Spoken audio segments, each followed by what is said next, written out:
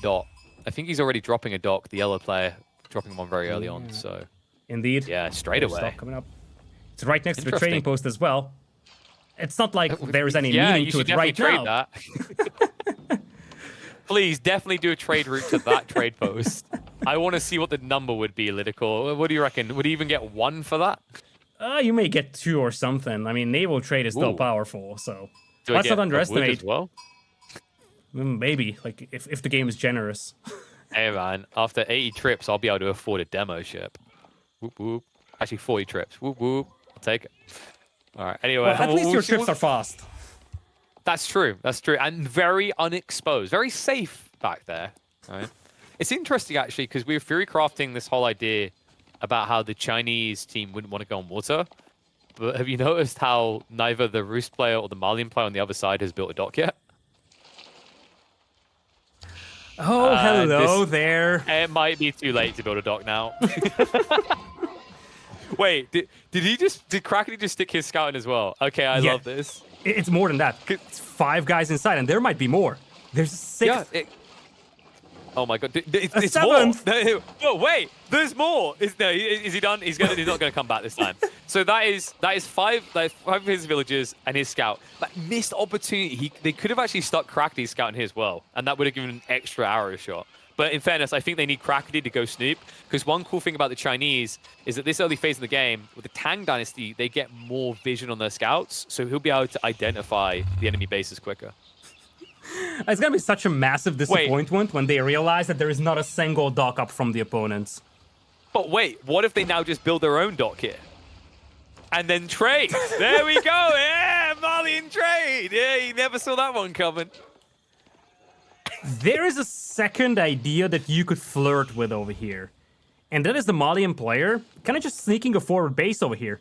Like, so far, this is completely unscouted by CoRe or his teammate. And if you're not cautious, you could see those villagers being chopped off and then possibly see some feudal age aggression from the Malian player. I'm not sure how good of an idea that would be. I personally wouldn't love it, but it's definitely something to consider here for Archie. And one of the tough things here I see is like Crackedy wasn't able to get this info to them earlier because he was playing only land. So he had to use his scout to gather sheep. Normally you'd be doing fishing yourself as a Chinese player, so you'd actually get all the info ahead of time. But instead, Archie now has to big brain. Alter the plan. Yes! How about dropping an outpost right here? And then torching down all the houses. Yeah, the moment I saw the 5 wheels, I was like, dude, you have to do it. It's such a massive price to burn down that pit mine, and it might even offset the deficit that you get by having 5 villagers idle for so long. Especially if you can house them, because he's teching up, right? So Gaius is spread a little bit thin right now. Man, they actually, I think this is like the next level bait. I think they 100% believe that obviously there'll be an early play by the Malians like this, but then they were also like, we need to just prep for land because, you know, they're going to try to rush Castle Age is the other detail.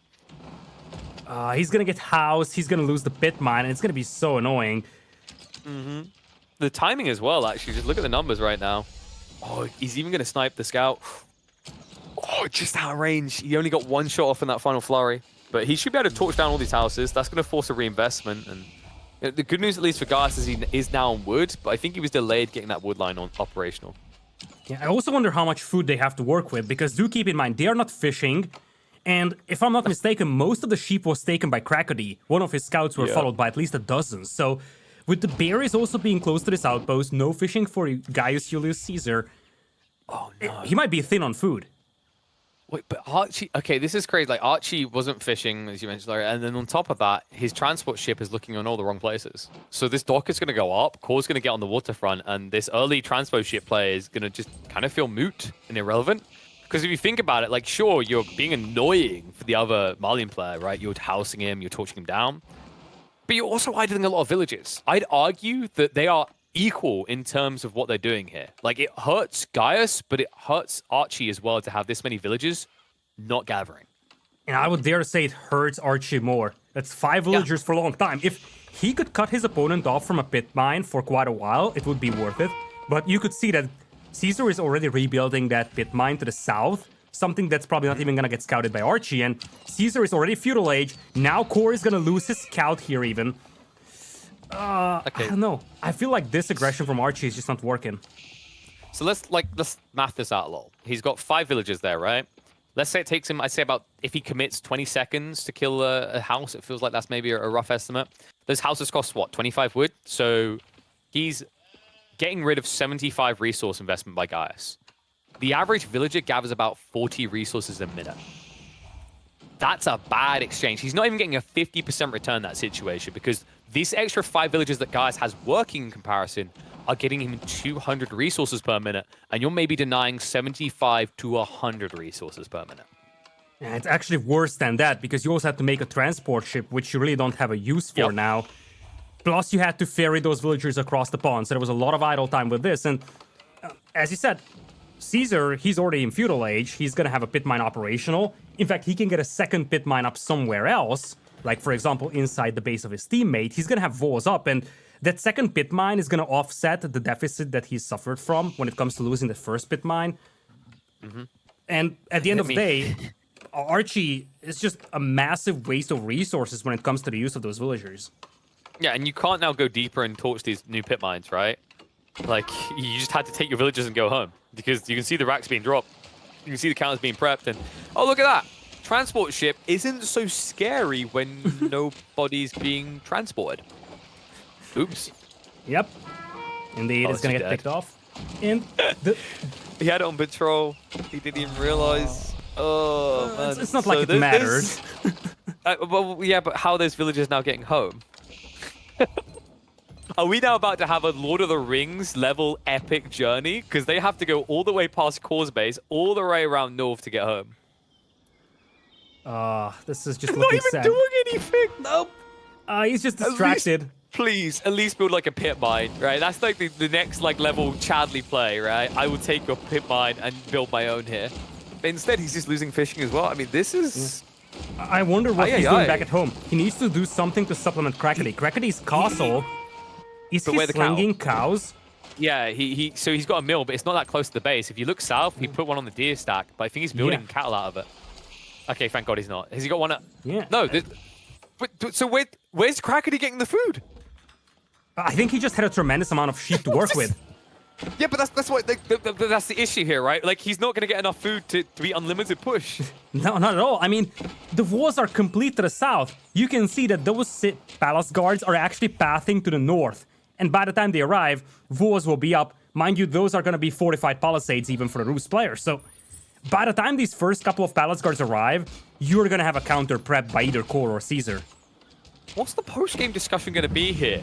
Oh, sorry, Crackedy, I thought you were a vegetarian. Like, I don't get it. It's just... The walls are going up, so he can't rush with the palace guard. He has to go all the way north, and when he gets there, when he's close, he's going to discover it's been fully walled. They have no water control anymore.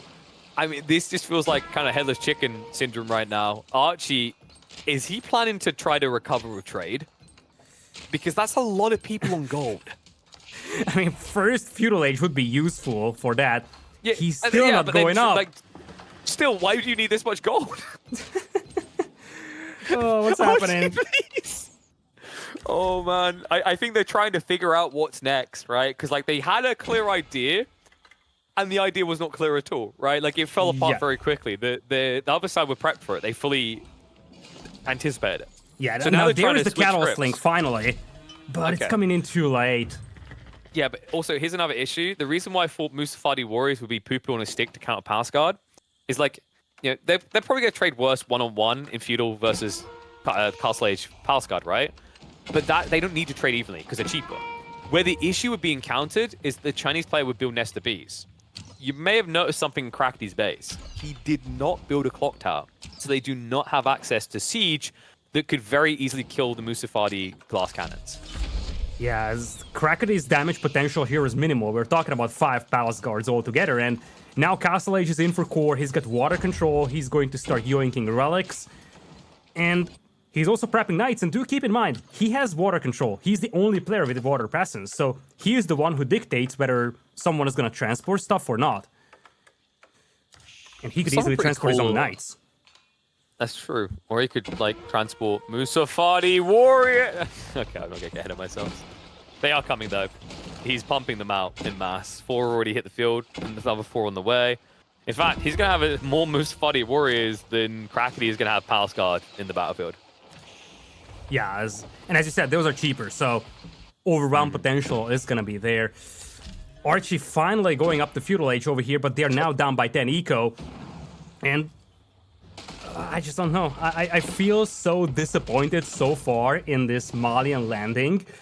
And we talked about this in the pregame. This is something that's not going to be in the YouTube video because it's just from the start of this game. But Archie has a grand total of 0 games with Malians on his record. So part of this, I'm not going to say failure, but part of this disappointing opening could be the fact that he wasn't super familiar with this build in particular.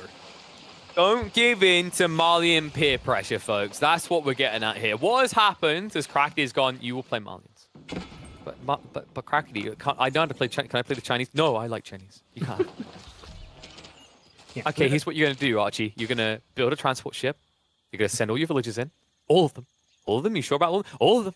And then you're going to go rush the other Malian player. And then I'm going to beat CoRe. Okay, we'll see how that works out. We're seeing how it works out. Not very well.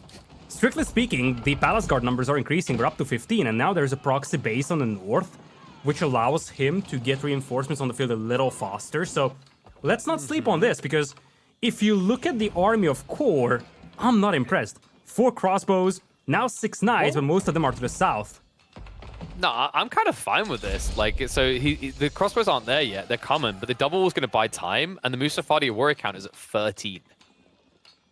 It will work. Ooh. Like, CoRe, he's sending food across the guys. Look at that. We even get the info in the center. So he knows. CoRe's like, okay, I've been doing the fishing. We need more Musafadi warriors. The food goes into the bank, and instantly look at the Musafadi warrior count. It's booming up. Yeah, indeed, it's booming up. And the towers have been cleaned up, so now the pit mines will work to full effect as well.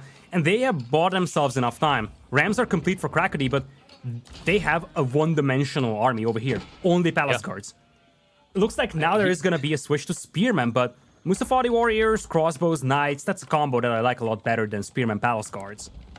Yeah, it's one of those situations where you'd like to see Crackedy build a siege workshop in that proxy base instead of just racks. Because if he has a Maga now, like, you know, Nest of Bees. Like, a Nest of Bees is great against Musafadi Warriors. If you click on their health, you'll see exactly why. They are not exactly what I'd call the most bulky boys, right? This is the equivalent of giving someone a two-handed sword and then taking all their clothes away and saying, fight. It's a naked man swinging a very lethal weapon at you. So you're talking about William Wallace. Yes, pretty much. They yell, but they don't yell freedom the same way he does. They yell it in Malian. Which usually sounds like them dying quite often, actually, because that's more or less what this unit does in a lot of matchups. Yeah, there's just no damage potential here for Crackedy. And Is the Ram just given up? Is it they're like, well, whatever. There we go. Please tell me that you have more villagers. Please tell me you're not building a landmark with 1. Lidakor, baby, chill. It's not 1 villager, it's 2 because the Chinese build so quickly, right? Right? Look at that build speed. He knows what I'm talking about. He's like, hell yeah. I've snorted a lot of cocaine today. I can work 18-hour shifts. Let's get this thing done. Ram getting caught off guard over here. Forces have been hiding in the stealth forest, but they're just holding this off perfectly. And behind this one, they're really capitalizing on the water control now. Eco is snowballing in the favor of CoRe and Caesar.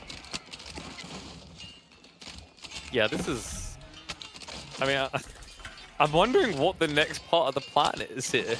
Like, it's kind of... Okay, yeah, the next part of the plan is die. Well, this is one downside to building a proxy base. There's no one at home to defend anymore.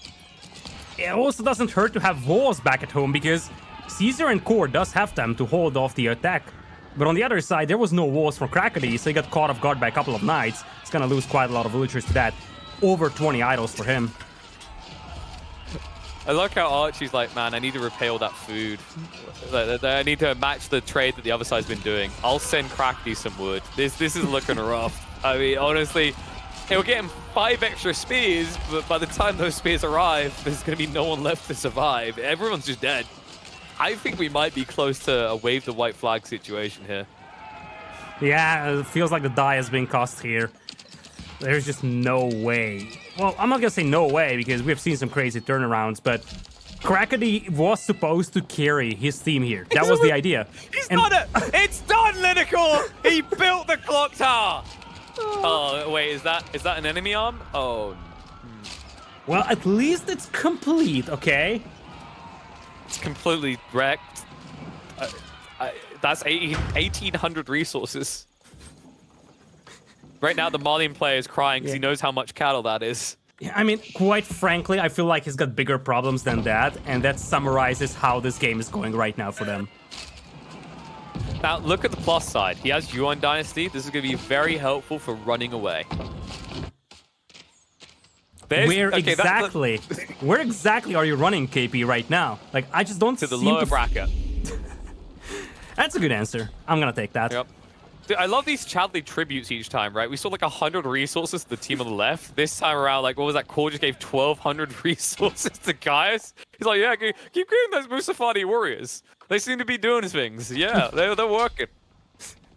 CoRe has a transport ship, so he could get ready to just go past those walls if he wants to, but it feels like he's just gonna walk through them, supported by the majestic and famous Musafari warriors, and we've been memeing about them, but boy oh boy, you have 50 of them on the playing field right now. Yeah, I mean, when your opponents build just Palace Guard and then attempt to counter you with Nest of Bees out of a clock tower built right in front of you, you tend to feel pretty good about Musafadi warriors, I'm not gonna lie. I mean, like, you feel so good, you might just go for triple digits in this game, you know? Because, I mean, the clock tower's back there. That's not going to counter you anymore. What's he going to do? Build a normal siege workshop and die instantly the knights? I don't think so. Palace Guards are still being spammed from the barracks on the north, and probably Caesar and CoRe are like, where are these guys coming from? Like, we're marching into their base. I don't see a single Palace Guard coming our way, and then they just pop out right next to our base. Damn, he got us. Oh, wait, no, Musafadi warriors counter the Palace. Okay, this is good. We'll just rush into their base while the trickle of reinforcements kills what tries to cut us off. I mean, the only thing missing here is siege. If CoRe has siege engineering and builds like 4 rams, Archie is gonna have no base left to play with. I don't want to sound grim, but I feel like even without rams, he's gonna have no base left to play with. He's gonna get housed in a second. No, he's not. He's not going to get housed. He's not going to get look, housed. He's got more popper room because all the villagers are dead. Clever Archie. At least he's still gathering on the cattle on the north side. It would be terrible if they noticed on the north side that he was gathering cattle. I'm counting the seconds for the caster curse to kick in. They still have not noticed. 6, You check the vision. 7, We'll see how close it is. 8, 9, 10. They're never going to look for it. Why would they look for it? Like, both the landmarks are here. They have no reason to go north. And True Crack that. is in Imperial Age. There you go. Huff more copium. They bought time. The recovery's coming. Now it's crappy Feudal Age Musafadi warriors versus Imp Palace Guard. Now, admittedly, there are 9 times more Musafadi warriors. But when has that ever stopped Imperial Age Palace Guard? And they're just gonna leave him be, so the happy cattle farmers in the north will live to see another day, because now they're just gonna be like, oh yeah, you just spent all your resources on Imperial Age. Would be a shame if we just right-click 97 Musafadi warriors inside your base, right? Yes, Musafadi need to eat. They are incredibly hungry, and it turns out that they'll take either cattle or villages, but either way, it's gonna deny Crackedy, and oh, good god. Wait, are they just gonna torch it all? I mean, that's a lot of landmarks. The Musafadi warriors aren't exactly tanky at this stage, but willing to commit to it. I mean, you have So a much lot of idle them, time. right? You do. I mean, like, you're building more than you're losing. He's now in the triple digits we talked about. It's 105 Musafadi warriors. Some of them need to die, you know? That's life and death. People die, people are born again. It's kind of screwed up that when people are born in this world, we instantly put a sword in their hand and make them go fight, but that's for someone else to discuss the moralities of. He's like, they're not even trying to get villages. They're like, nah, just get rid of the racks. You know, we're meant to counter Palace Guard, but on the off chance that we're that bad of a unit that Palace Guard counter us in Imperial Age, we'll just get rid of the buildings to build them. Yeah, or you could just get rid of the villages, for example, and just make Crackedy housed. Although that's probably not a big risk, given the fact that he's got like no population to work with, and he just taps out alongside Archie. Well, the crossing of the pond didn't work out here for the Malian player, and CoRe and Gaius Julius Caesar secure a rather convincing win here in the semifinals. Yeah, Archie may have been able to feed Crackedy some beef, but it turns out Crackedy and Archie were able to feed a game over the good old CoRe and Gaius. All right, I'm not going to do it like that. This is actually CoRe and Gaius just reading it perfectly. Like, we theory crafted the possibilities, or maybe it's going to be this Castle Age up, which was part of the plan. But what they done brilliantly is they anticipated the Malian transpo ship play. And instead of just trying to turn it into a flip of the coin where 2 Malian players do it and whoever garrison more villages win, they instead decide to ignore it entirely. We talked about this as well in the pregame, if you remember. I said, like Ben had mentioned, like there's ways you can deal with this. You just got to keep calm, don't overreact, and they done that perfectly. They decided to go for a delayed entry onto the naval front.